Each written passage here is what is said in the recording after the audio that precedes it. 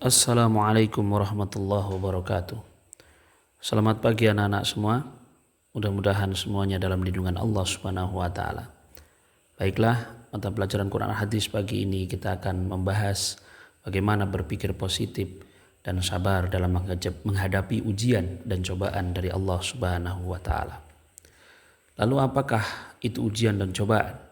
Sebagaimana foto yang kita lihat bersama, bagaimana gambaran ujian dan cobaan dari Allah Subhanahu wa taala berupa musibah yang diberikan kepada kita, diberikan kepada saudara kita berupa bencana alam, tsunami, banjir, longsor, kebakaran dan juga bencana-bencana yang lainnya.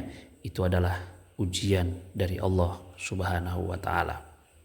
Sebagaimana Allah Subhanahu wa taala berfirman, macam-macam ujian dari Allah sebagaimana dijelaskan, wala nabluwannakum bisyai'in minal khaufi wal ju'i wa naqsin minal amwali wal anfusi was samarat wa basyiris sabirin alladzina idza asabathum musibah qalu inna lillahi wa inna ilaihi raji'un ulaika alaihim shalawatu mir rabbihim wa rahmah wa ulaika humul muhtadun.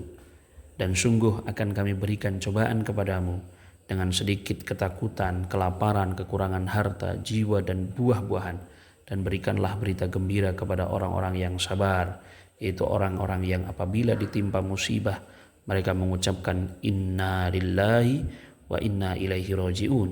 Mereka itulah yang mendapat keberkahan yang sempurna dan rahmat dari Tuhan mereka, dan mereka itulah orang-orang yang mendapatkan petunjuk dari Allah Subhanahu wa taala. Ayat ini menjelaskan tentang bagaimana cobaan dan ujian itu adalah dari Allah, dan juga bagaimana keistimewaan orang yang sabar ketika mendapatkan ujian. Itu adalah orang-orang yang mendapatkan keberkahan yang sempurna dan petunjuk dari Allah Subhanahu wa taala. Ujian itu adalah sebuah keniscayaan dalam hidup. Sebagaimana Allah berfirman dalam Quran surat Ali Imran ayat 186.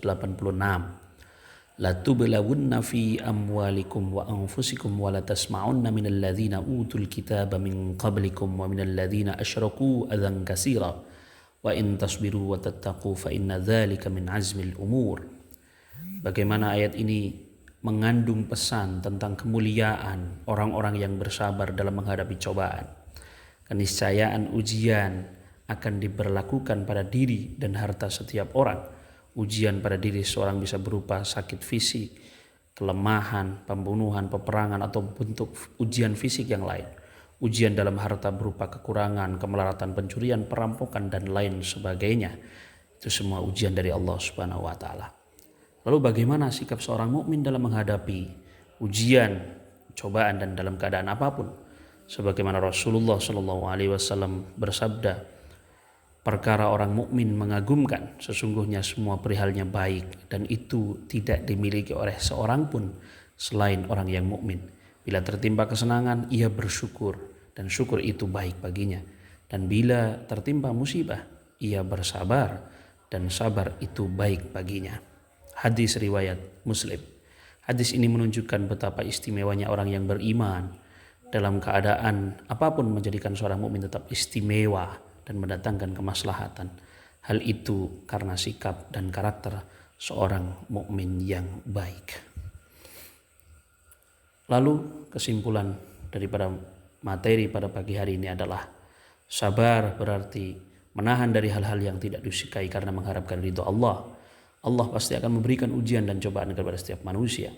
Ujian dan cobaan Allah sesuai dengan kemampuan manusia dalam menerima ujian dan cobaan tersebut. Besarnya pengorbanan dalam bersabar, maka orang yang mampu melakukannya akan mendapatkan balasan yang baik di sisi Allah Subhanahu wa taala. Ujian dan cobaan bisa berupa hal-hal yang menyakitkan dan berupa hal-hal yang menyenangkan.